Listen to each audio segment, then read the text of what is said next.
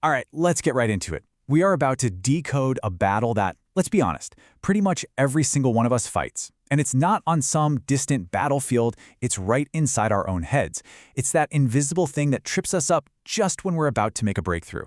So today, we're drawing a map of that war within. To really get this, I want you to picture a very familiar scene of the crime. The clock is ticking, you know the stakes are high, and the pressure is just building and building. It's that classic moment where what you know you should be doing and what you're actually doing, well, they couldn't be further apart. I mean, you know this feeling, right? That textbook is just staring at you from across the room, totally unopened. Your future self is basically screaming at you, begging you to just study for a little bit. But nope. Somehow you are completely locked into getting to one more level, finishing one more mission, while those precious hours just disappear. Or hey, maybe this is more your style. You got this huge project due, like tomorrow. And instead of chipping away at it, you're just lost, deep in that endless scroll. You're fully aware you need to stop, but it's like your thumb has a mind of its own. It's really just the 21st century version of the same old problem, isn't it? So what is this thing? This force that makes us our own worst enemy at the worst possible times? What's the link between the late-night gaming and the endless scrolling? It's time we actually put a name to this internal saboteur, and really identify the culprit. And there it is, self-sabotage. Now the key word here, the one I really want you to focus on, is actively. This isn't just being lazy. It's not a simple lack of willpower. It is the act, whether you're conscious of it or not, of putting obstacles directly in your own way. You're undermining the very goals you say you want to achieve. But here's what's so fascinating and kind of sneaky about self-sabotage. It is an absolute master of disguise. It hardly ever shows up and announces, hey, I'm here to ruin your plans. Instead, it works through this whole network of accomplices, behaviors, and mindsets that, honestly, we all experience pretty regularly. And this really shows you its many faces. Procrastination, yep, that's the most obvious one, the poster child. But then you've got imposter syndrome, that nagging feeling that you're a total fraud and you're about to be found out. There's perfectionism, which sounds good, but it's really the fear of not being perfect that stops you from even starting. And then there's this one, behavioral self-handicapping. That's basically creating excuses for why you might fail before you even start trying. No, if that imposter syndrome point just hit you right in the gut, I want you to look at this number. You are in the vast, vast majority. A staggering 82% of people have reported feeling like they don't actually deserve their own success. This is not some unique personal flaw, it's practically a shared human experience. And what about procrastination? It's almost universal. I mean, up to 95% of students say they struggle with it. Now, these numbers aren't here to make us feel bad. They're here to prove a point. We're dealing with something fundamental here, something that seems to be part of our basic wiring. Okay, so if it's this incredibly common, is it just a bug in the system? You know, a permanent flaw we're stuck with? Well, this is where our whole investigation takes a really sharp turn. This is the plot twist, the most important idea we're going to talk about. I mean, this is the question that just eats away at us, right? We blame ourselves, we think, there must be something fundamentally wrong with me. We see it as this permanent part of our personality, something baked into our factory settings that we just have to deal with forever. But what if that is completely the wrong way to look at this? Right here, this is the key to decoding everything. The old way of thinking is that self-sabotage is this passive thing that just happens to you. But the reframe, the new code, is that this is an active strategy being deployed by you. Just let that sink in for a second. These behaviors, they're not random errors. They're protective strategies. See, your brain isn't broken. It's actually trying to protect you. Think about it. Maybe procrastinating on that exam protects you from the pain of trying your absolute best and still failing. Maybe that imposter syndrome keeps you from taking a big risk that feels terrifying and could lead to rejection. It's a strategy, a really misguided one for sure, but a strategy all the same, deployed to keep you safe from something your brain perceives as a threat. So, if it's a strategy, then how on earth do we change it? Well, the answer isn't to just fight harder or find more discipline. The answer is to completely change your role in this whole conflict. It's time to stop being the soldier fighting in the trenches and start being the strategist looking at the map. And this is the most crucial point. Your mission, should you choose to accept it, is to become the observer. So instead of beating yourself up for procrastinating, get curious. Ask yourself, what am I trying to protect myself from right now? What's the threat that this behavior is trying to handle for me? You see? You're not fighting a flaw anymore. You're decoding a purpose. And that's exactly where we're going to leave it. The next time you find yourself in that 3 a.m. deadline situation, don't just fight it. Observe it. Look at the evidence, but without judging yourself. This war within doesn't end with some epic final victory. It ends with a deeper understanding. So, now that you're the observer, what's your first clue? All right, let's get right into it.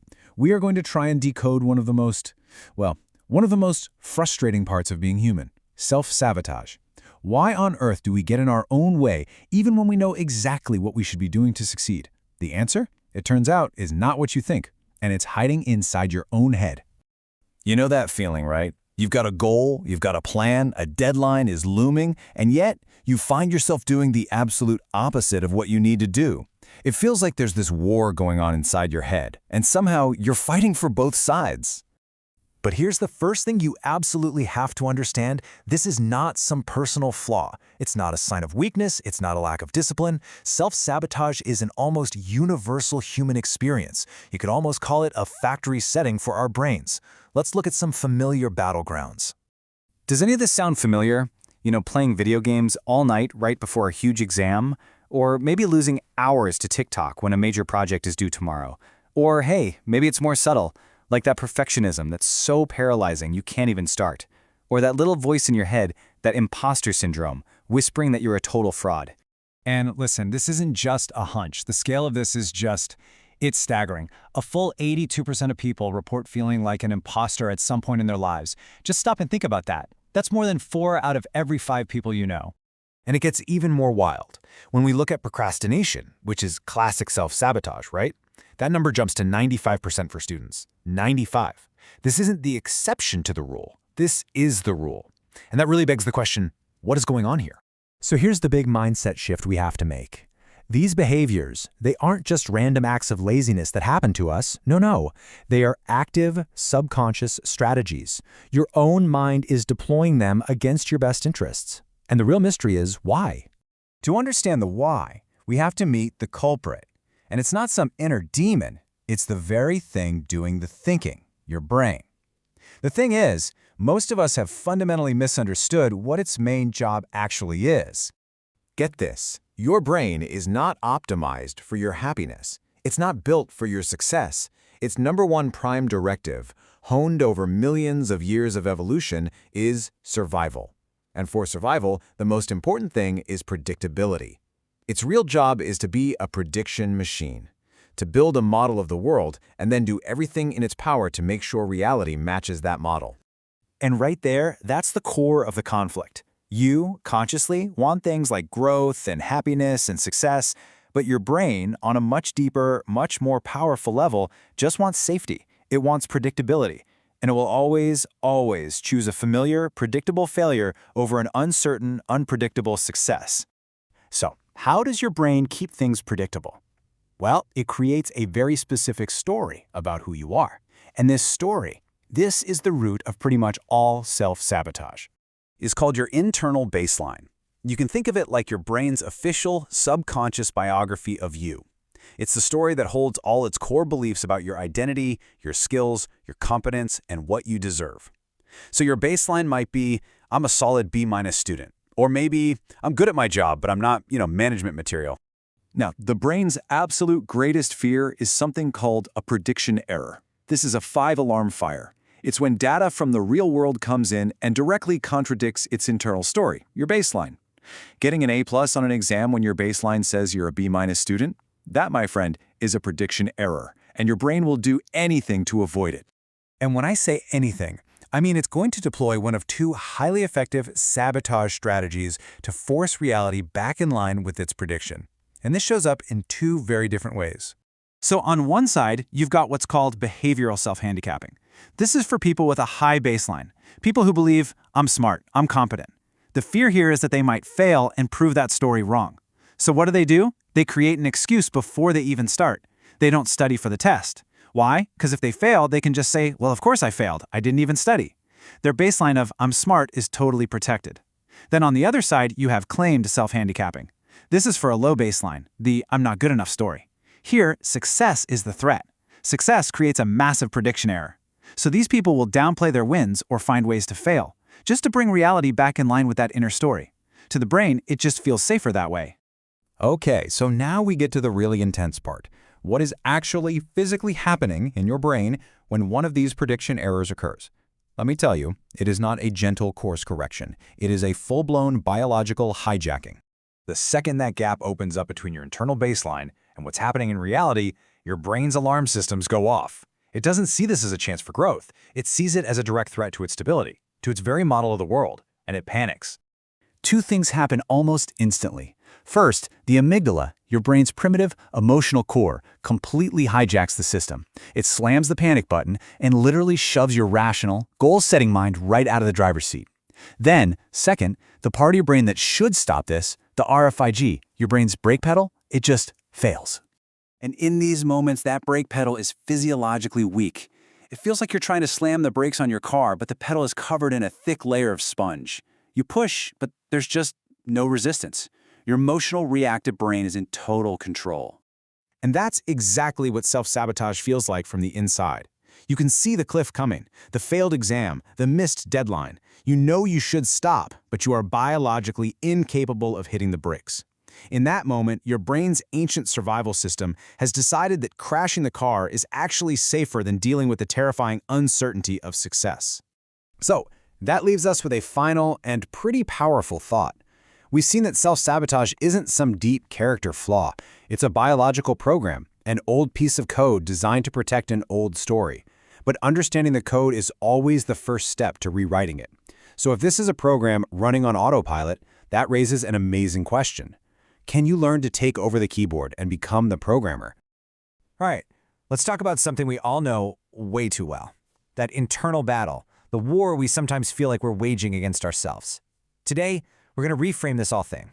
What if you're not broken? What if it's just a fundamental feature of your brain's operating system? Let's get into it. I mean, does this sound at all familiar? You have something huge, something really important on the line. A test, a big presentation at work, and yet, what do you find yourself doing? Yeah, literally anything else.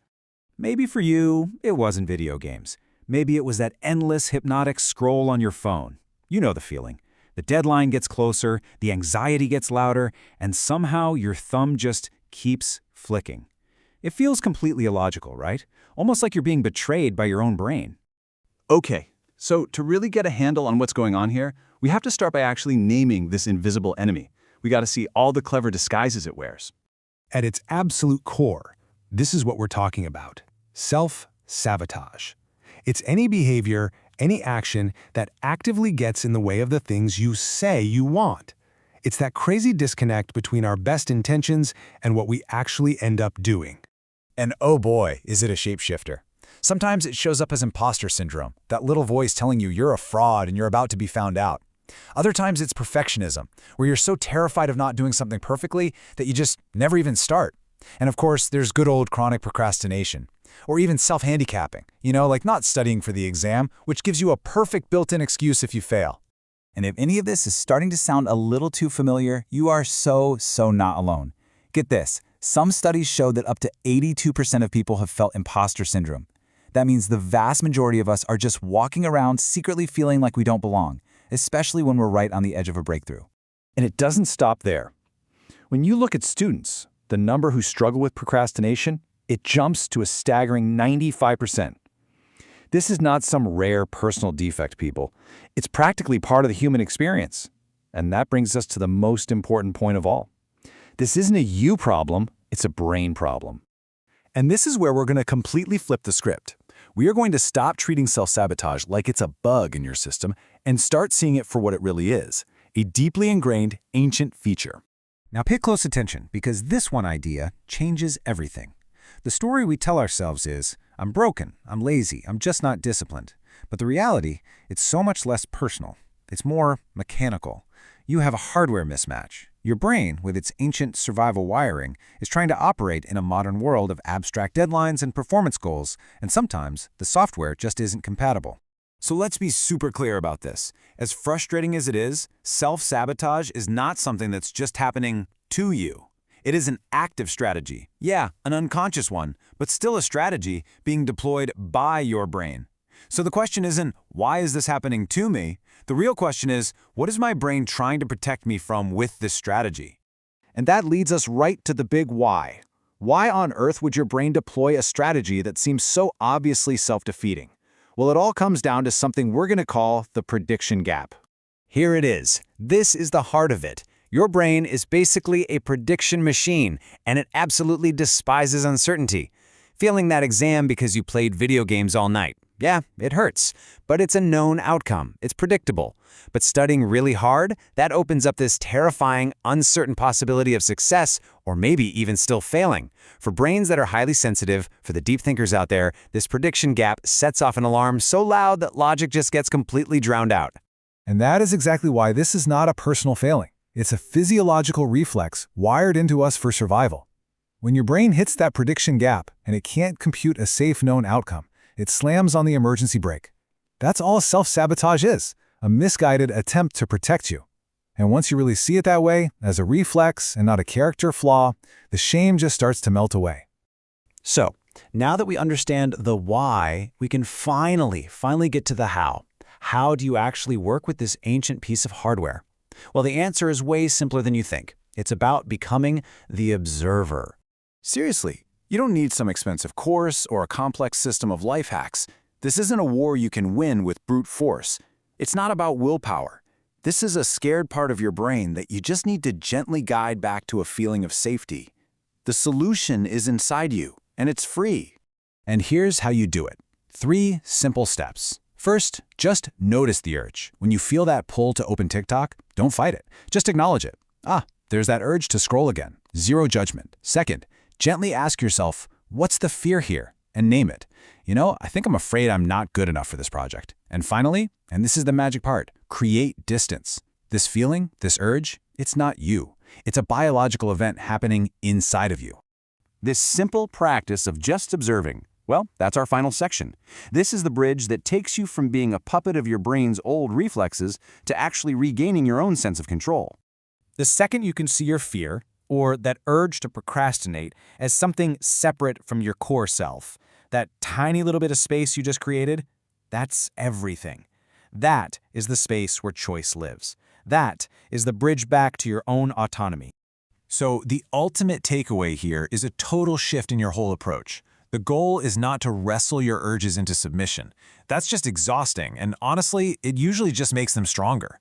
The goal is to simply watch them, with curiosity, without judgment, kind of like watching clouds pass by in the sky. When you can do that, they just lose their power over you. And that leaves us with one last question. You don't have to go out and conquer your biggest fears tomorrow. Just start by observing. What's the first small urge? To check your phone, to put off one tiny task, to doubt yourself for a second? What's the first urge you can simply notice without judgment today? All right, let's talk about that frustrating internal battle that holds so many of us back. You know the one. We're talking about self-sabotage. It honestly feels like a war inside your own head, but here's the good news. It's a war you can absolutely learn to win. Okay, picture this. It's the night before a huge final exam, maybe a massive deadline at work, and what are you doing? You're playing video games till 3 in the morning, or you're falling down some rabbit hole on social media. You know what you should be doing, but you just can't. If that sounds familiar, you're not alone.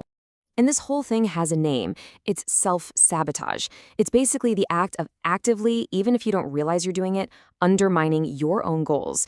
And listen, it's not just one thing. It shows up in all these different ways. That nagging feeling that you're a fraud, what we call imposter syndrome, or that crippling need for everything to be perfect, or just good old classic procrastination. They're all different faces of the same problem. And if you're sitting there thinking, man, is it just me? Let me just show you this. The numbers are kind of staggering. Studies show that a whopping 82% of people have felt imposter syndrome. And for students, procrastination hits up to 95% of them. So let's get this straight. This is not a personal flaw. This is a human thing. But here's where we need to make a really important shift in how we think about this. This isn't just something that's happening to you, like bad luck or something. It's way more active than that. And once you get that, you can start to take back control. And this quote it nails it. These aren't things happening to you. They are strategies deployed by you against you. Think about that. Procrastination isn't a character flaw. It's a strategy. Perfectionism isn't just who you are. It's a strategy. It's your brain's weird, misguided attempt to protect you from failing.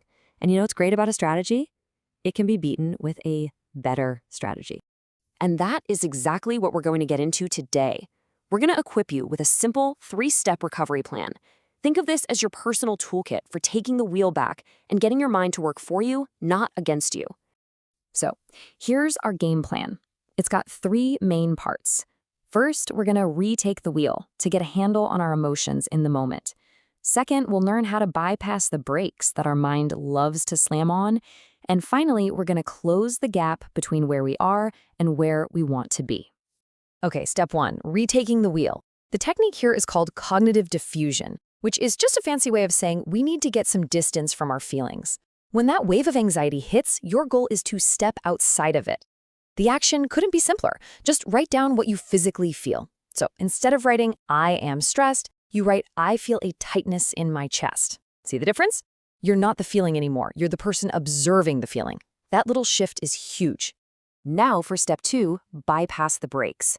Our brain usually hits the brakes for 2 reasons. We're terrified of not being perfect, or we get this massive urge to just do anything else. So we have 2 tools for this. First is the bad draft protocol. This is your secret weapon against perfectionism. You literally give yourself permission to write a garbage first draft. The goal isn't to be good. The goal is just to start. For those distracting urges, we're going to try urge surfing. See, an urge is just a wave of chemicals in your body, and it usually peaks and fades in about 20 minutes. Don't fight it. Just watch it, feel it, and ride it out without acting on it.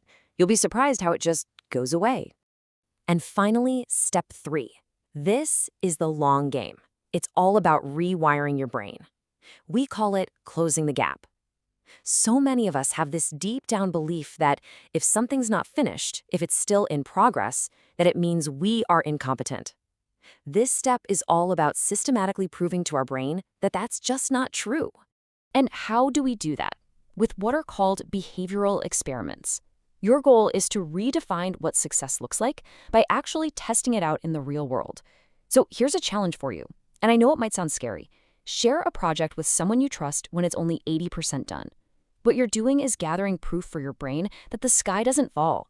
In fact, you'll probably get great feedback. And that teaches your brain that in progress isn't dangerous, it's actually really, really productive. So, when you start using these steps, you make this incredible shift. You go from being a victim of your own mind's weird defense mechanisms to being the calm commander of your own life. You start to realize, deep down, that your success is actually safe. You don't need these old, outdated strategies anymore. And in the end, it all comes back to this one really powerful idea. Be the observer. Just watch your thoughts and your feelings come and go like clouds in the sky without getting tangled up in them. That's where all your power is. And honestly, that's how you find your peace. So, I guess the only question left to ask is this. Are you ready to stop fighting yourself and finally start unlocking all of that potential you know you have? If the answer is yes, then go ahead and subscribe to join our community. Think of this as a bit of a sanctuary, a place where you can find the tools and the clarity you need. Thanks so much for hanging out, and remember, be the observer.